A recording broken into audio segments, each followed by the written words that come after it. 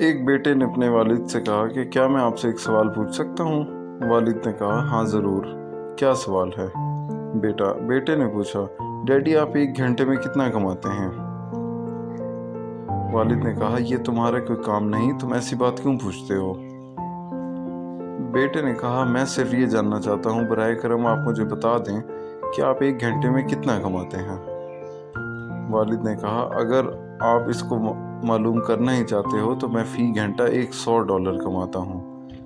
بیٹے نے کہا اوہ، اور سر نیچے کر لیا۔ بیٹے نے کہا ڈیڈی کیا میں $50 ادھار لے سکتا ہوں؟ باپ غصے میں تھا، اس نے اس سے اس کی وجہ پوچھی اور کہا کہ تم نے ایک فضول کھلونا خریدنے کے لیے کچھ پیسے ادھار لے رہے ہو یا کوئی اور بکواس، تو آپ سیدھا اپنے کمرے میں چلے جائیں اور سو جاؤ۔ سوچو کہ تم اتنے خود غرض کیوں ہو کہ میں اس بچگانہ رویے کے لیے ہر روز محنت کروں۔ چھوٹا بچہ ڈر گیا اور خاموشی سے اپنے کمرے میں گیا اور دروازہ بند کر لیا۔ باپ بیٹھ گیا اور چھوٹے لڑکے کے سوالوں پر اور بھی غصے میں آنے لگا۔ اس کی ہمت کیسے ہوئی کہ اس نے صرف چند پیسے کے حاصل کرنے کے لیے مجھ سے ایسے سوال پوچھے۔ تقریباً 1 گھنٹہ گزر گیا اور وہ شخص جب پرسکون ہوا تو سوچنے لگا ہو سکتا ہے کہ اسے واقعی کو $50 سے چیز خریدنے کے لیے پیسے درکار تھے اور اس نے مجھ سے مانگے۔ وہ اکثر پیسے مجھ سے مانگتے نہیں۔ وہ آدمی چھوٹے لڑکے کے کمرے میں گیا اور کمرے کے جا کے دروازہ کھولا۔ والد نے کہا کیا تم سو رہے ہو بیٹا؟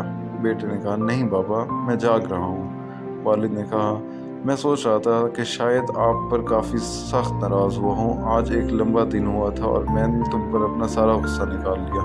یہ ہیں وہ $50 جو تم نے مجھ سے مانگے تھے۔ چھوٹا لڑکا مسکراتا ہوا سیدھا ہو کر بیٹھ گیا۔ بیٹے نے کہا او شکریہ بابا جان۔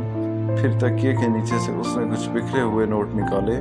باپ نے دیکھا کہ اس کے بیٹے کے پاس پہلے سے ہی پیسے موجود تھے۔ وہ اور غصہ کرنے لگا۔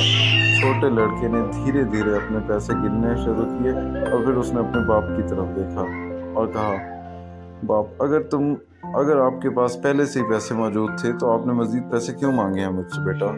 بیٹے نے کہا کیونکہ میرے پاس جو پیسے تھے وہ کافی کم تھے، لیکن بابا اب میرے پاس $100 ہیں۔ کیا میں آپ کے وقت کا 1 گھنٹہ خرید سکتا ہوں تاکہ آپ جلدی گھر آ جائیں اور میں آپ کے ساتھ کھیلنا چاہتا ہوں؟ باپ کا دل بھر آیا۔ اس نے اپنے چھوٹے بیٹے کو اپنے بازو میں لیا اور اس سے معافی کی درخواست کی۔